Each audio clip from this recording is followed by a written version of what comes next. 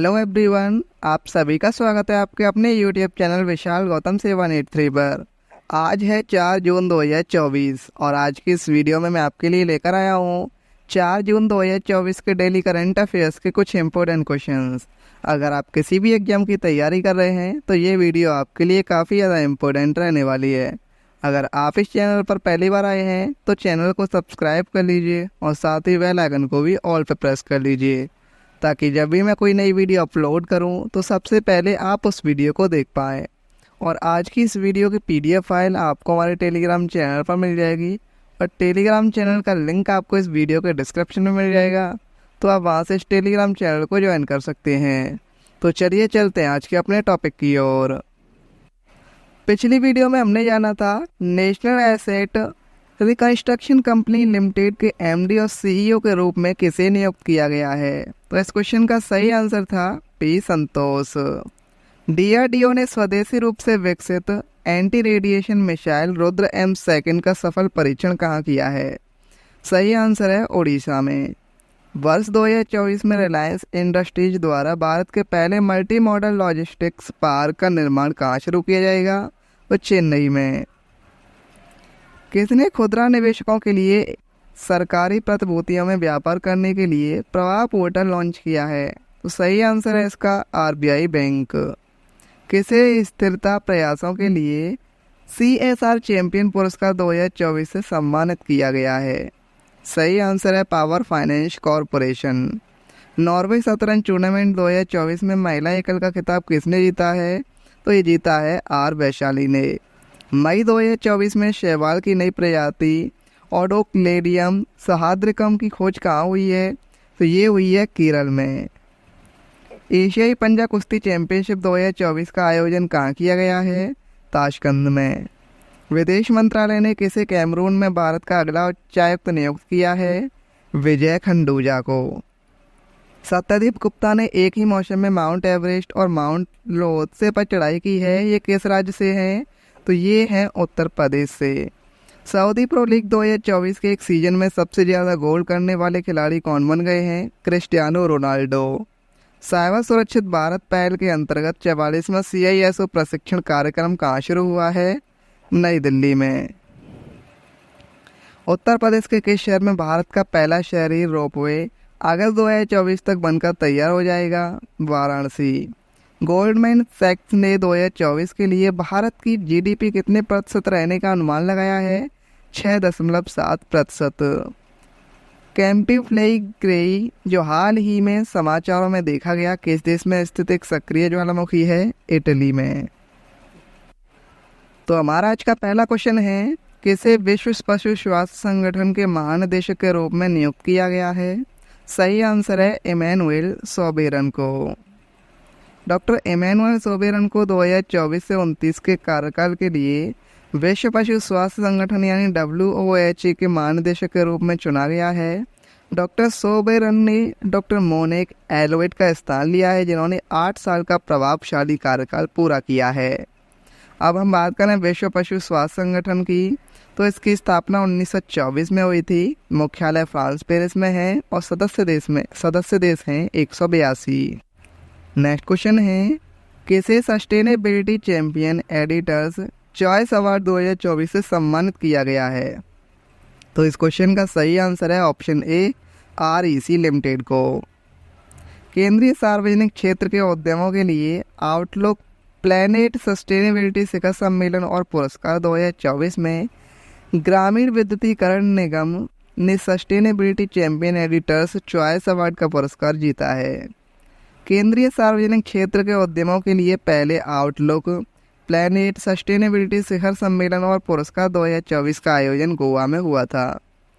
अब बात करें रूरल इलेक्ट्रिफिकेशन कॉरपोरेशन लिमिटेड की यानी REC की, तो इसकी स्थापना 25 जुलाई 1969 को हुई थी। मुख्यालय नई दिल्ली में है और CMD हैं विवेक कुमार देवांगन। नेक्स्ट क्वेश्चन है वर्ष 2024 में दुनिया का पहला लकड़ी से बना उपग्रह लेग्नोसैट किस देश द्वारा बनाया गया है। तो ये बनाया गया है जापान देश द्वारा। जापानी शोधकर्ताओं ने दुनिया का पहला लकड़ी का उपग्रह बनाया है। इस छोटे घनाकार यान को सितंबर में स्पेस एक्स रॉकेट के जरिए प्रक्षेपित किया जाएगा।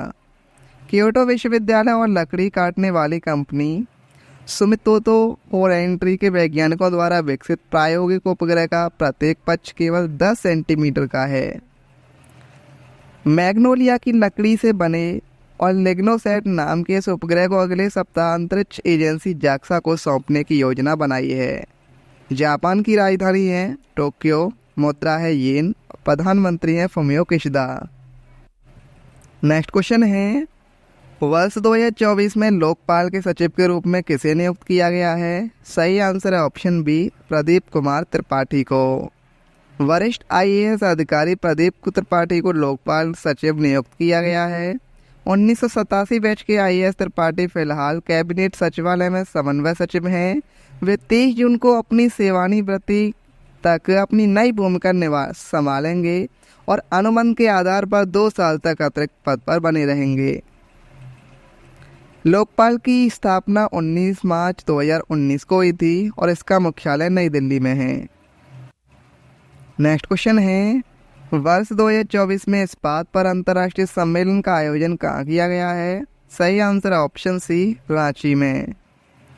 केंद्र सरकार के इस्पात मंत्रालय के तत्वाधान में मेकॉन लिमिटेड सेल के साथ मिलकर रांची में इस्पात पर 2 दिवसीय अंतर्राष्ट्रीय सम्मेलन आयोजित किया गया है।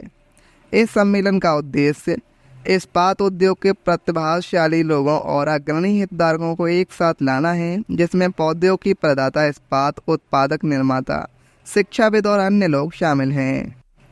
नेक्स्ट क्वेश्चन है, पूरी तरह से 3D प्रिंटेड इंजन वाले दुनिया के पहले रॉकेट अग्निबाण सॉर्टेड का सफल प्रक्षेपण किसने किया है? तो ये किया है ऑप्शन सी, अग्निकुल कॉस्मोस ने। चेन्नई स्थित स्टार्टअप अग्निकुल कॉस्मोस ने श्रीहरिकोटा से single stage technology demonstrator rocket Agnibaan SOrTeD का प्रक्षेपण किया है।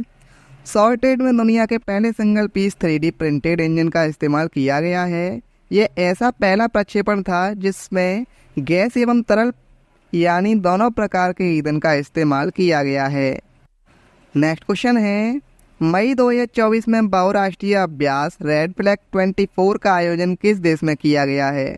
सही आंसर इस क्वेश्चन का ऑप्शन बी, संयुक्त राज्य अमेरिका में। भारतीय वायुसेना अलास्का संयुक्त राज्य अमेरिका में 16 दिवसीय बहुराष्ट्रीय मेगा सैन्य अभ्यास रेड फ्लैग 24 में शामिल हुई है, जिसे भाग लेने वाले बलों को नकली युद्ध वातावरण में यथार्थवादी प्रशिक्षण प्रदान करने के लिए डिजाइन किया गया है। इस अभ्यास के लिए भारतीय वायुसेना ने अपने उन्नत राफेल लड़ाकू विमानों को तैनात किया है और इसका उद्देश्य विभिन्न देशों के साथ ही सेवा सदस्यों के बीच अंतर संचालन में सुधार करना है। भारतीय वायुसेना की स्थापना 8 अक्टूबर 1932 को हुई थी। मुख्यालय नई दिल्ली में है और अध्यक्ष हैं विवेक राम चौधरी। नेक्स्ट क्वेश्चन है, किसे आईसीआईसीआई प्रूडेंशियल के निदेशक मंडल के नए अध्यक्ष के रूप में नियुक्त किया गया है? सही आंसर है इस क्वेश्चन का ऑप्शन सी, संदीप बत्रा। भारतीय बीमा नियामक और विकास प्राधिकरण ने आईसीआईसीआई प्रूडेंशियल के निदेशक मंडल के अध्यक्ष के रूप में संदीप बत्रा की नियुक्ति को मंजूरी दे दी है। वह जुलाई 2018 से आईसीआईसीआई बैंक के बोर्ड में कार्यकारी निदेशक के रूप में कार्यरत हैं। अब बात करें आईसीआईसीआई प्रूडेंशियल लाइफ इंश्योरेंस की। इसकी स्थापना 20 जुलाई 2000 को हुई थी। इसका मुख्यालय मुंबई, महाराष्ट्र में है। नेक्स्ट क्वेश्चन है, हुरून इंडिया आर्ट लिस्ट 2024 में किस भारतीय को शीर्ष स्थान मिल रहा है? इस क्वेश्चन का सही आंसर है option A, Anish Kapoor. London में रहने वाले भारतीय मूल के कलाकार अनीश कपूर लगातार 6ठे साल हुरून रिसर्च इंस्टीट्यूट द्वारा जारी की गई सबसे सफल भारतीय जीवित कलाकारों की हुरून इंडिया आर्ट लिस्ट में शीर्ष स्थान पर हैं। दूसरे नंबर पर बड़ौदा के कलाकार शिक्षक गुलाम मोहम्मद शेख हैं, जिनकी 2015 की पेंटिंग कार कश्मीर पिछले साल 21 करोड़ रुपए में बिकी थी। सूची में तीसरे नंबर पर दिल्ली की अर्पिता से हैं और यह रैंकिंग पूरे वर्ष के दौरान सार्वजनिक नीलामी में उनके कार्यों की बिक्री के आधार पर शीर्ष 50 भारतीय कलाकारों की उपलब्धियों को दर्शाती है। नेक्स्ट क्वेश्चन है, टाटा कंसल्टेंसी सर्विसेज ने किसके साथ पहले क्वांटम डायमंड माइक्रोचिप इमेजर का निर्माण करने के लिए समझौता किया है? इस क्वेश्चन का सही आंसर है option B, IIT Bombay. Tata consultancy services ने आईआईटी बॉम्बे के साथ सेमीकंडक्टर सेंसिंग टूल को लेकर समझौता किया है। इसके तहत टीसीएस, आईआईटी बॉम्बे मिलकर देश के पहले क्वांटम डायमंड माइक्रोचिप इमेजर का निर्माण करेंगे। Quantum diamond microchip imager magnetic field की इमेजिंग बना सकता है और एक एडवांस्ड सेंसिंग टूल से सेमीकंडक्टर चिप के परीक्षण में ज़्यादा शुद्धता आएगी तथा इलेक्ट्रॉनिक डिवाइसेस में एनर्जी एफिशिएंसी भी बढ़ेगी। नेक्स्ट क्वेश्चन है, मई 2024 में मुथूट पप्पाचंद ग्रुप के नए ब्रांड एम्बेसडर कौन बने हैं? सही आंसर इस क्वेश्चन का option C, Shahrukh Khan. Muthoot Pappachan group, जिसे मुथूट ब्लू के नाम से जाना जाता है, इसने शाहरुख खान को अपना ब्रांड एम्बेसडर बनाया है। मुथूट पप्पाचंद समूह की स्थापना 1887 में हुई थी। मुख्यालय तिरुवनंतपुरम, केरल में है और अध्यक्ष हैं Thomas John Muthoot. Next question है, किस देश को वर्ष 2025-26 के लिए कोलंबो प्रक्रिया का अध्यक्ष नियुक्त किया गया है? सही आंसर है इस क्वेश्चन का ऑप्शन ए, भारत। भारत ने 2024 से 26 के लिए कोलंबो प्रक्रिया की अध्यक्षता संभाली है। भारत ने 2003 में मंच की स्थापना के बाद पहली बार कोलंबो प्रक्रिया की अध्यक्षता संभाली है। कोलंबो प्रक्रिया एक क्षेत्रीय परामर्शदात्री मंच है जिसमें एशिया के 12 सदस्य देश शामिल हैं और यह विदेशी रोजगार पर सर्वोत्तम प्रथाओं के आदान प्रदान के लिए एक मंच के रूप में कार्य करता है। नेक्स्ट क्वेश्चन है, मई 2024 में भारत ने भूस्खलन से प्रभावित किस देश को $1 मिलियन की सहायता प्रदान की है? सही आंसर इस क्वेश्चन का option A, Papua New Guinea. Bharat सरकार ने विनाशकारी भूस्खलन के मद्देनज़र पापुआ न्यू गिनी में राहत, पुनर्वास और पुनर्निर्माण प्रयासों के लिए $1 मिलियन की तत्काल राहत सहायता प्रदान की है और देश की मीडिया रिपोर्टों के अनुसार भूस्खलन में 2000 से अधिक लोग मारे गए हैं। पापुआ न्यू गिनी ये दक्षिण पश्चिमी प्रशांत महासागर में स्थित एक द्वीप देश है। इसकी राजधानी पोर्ट मोर्ले है। मुद्रा है कीना और प्रधानमंत्री हैं जेम्स मारापे। नेक्स्ट क्वेश्चन है, मई 2024 में राष्ट्रीय कौशल विकास निगम और किसने कौशल विकास और आजीवन शिक्षा के लिए समझौता किया है? सही आंसर है ऑप्शन ए, ILO। राष्ट्रीय कौशल विकास निगम और अंतर्राष्ट्रीय श्रम संगठन ने भारत और विश्व स्तर पर कौशल विकास और आजीवन सीखने की पहल को आगे बढ़ाने के उद्देश्य एक रणनीतिक साझेदारी की घोषणा की है। इस डिजिटल पहल का उद्देश्य कौशल विकास प्रयासों को सुव्यवस्थित करना है। और बात करें ILO यानी अंतर्राष्ट्रीय श्रम संगठन, स्थापना 1919 में हुई थी। मुख्यालय जिनेवा, स्विट्जरलैंड में और महानिदेशक हैं Gilbert F Houngbo. Next question है, मई 2024 में रिलायंस इंडस्ट्रीज ने नए ऊर्जा निवेश को बढ़ावा देने के लिए किस देश के साथ साझेदारी की है? इस क्वेश्चन का सही आंसर है ऑप्शन सी, नॉर्वे।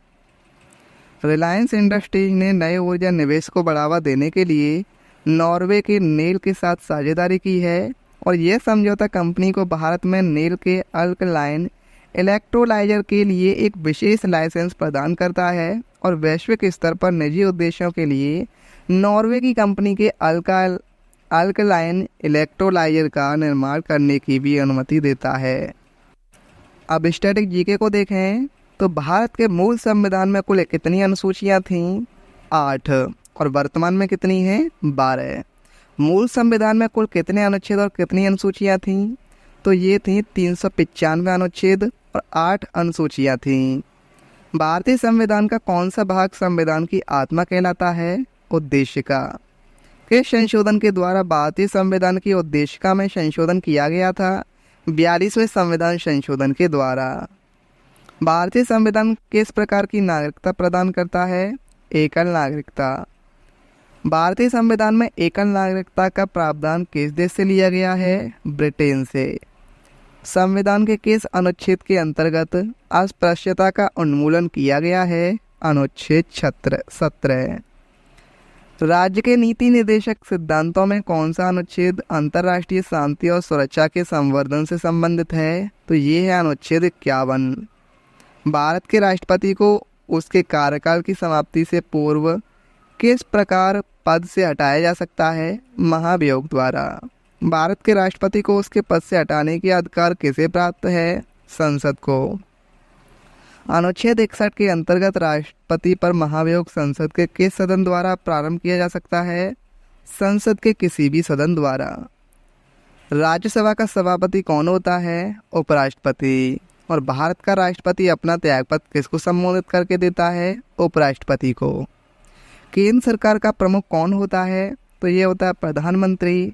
और भारत का प्रधानमंत्री बनने के लिए न्यूनतम आयु कितने वर्ष होनी चाहिए? 25 वर्ष।